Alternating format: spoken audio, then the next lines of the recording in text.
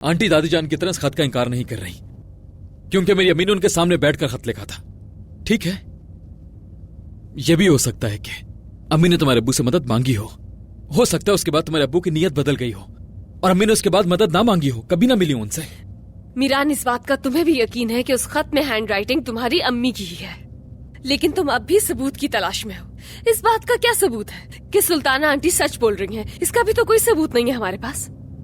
अभी कुछ दिन पहले उन्होंने मुझ पर इल्जाम लगाया था आजाद भाई और एलिफ की शादी को लेकर।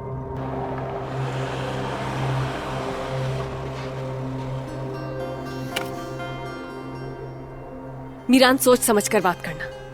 मैं नहीं जानती कि तुम्हारी आंटी ने या दादी ने तुमसे क्या कहा है, लेकिन उसका गुस्सा मेरे बाबा पर मत निकालना। तुम अपने दिमाग को ठंडा रख के उनसे बात करना प्लीज। रेहान, किधर शादुल से? मीरान, मुझसे ज्यादा और कोई नहीं चाहता कि तुम बाबा से बात करो, मगर इतने गुस्से में नहीं। मैं तो ये भी नहीं जानती कि तुम किस बात पर यकीन कर रहे हो। अंदर जाकर क्या बोलोगे, उनसे क्या पूछोगे?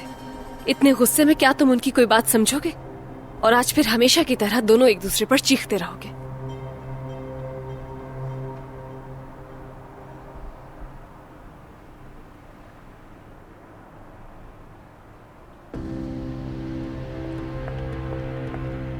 ये हनीफा रात के इस वक्त कहाँ जा रही है? क्या हो गया मीरान? जाने तो जहां भी जा रही हैं। क्या अब तुम्हें किसी वजह से इन पर भी शक हो रहा है? बहुत कुछ ऐसा है जो तुम नहीं जानती रेहान, पता लग जाएगा अभी। मीरान, हुआ क्या है?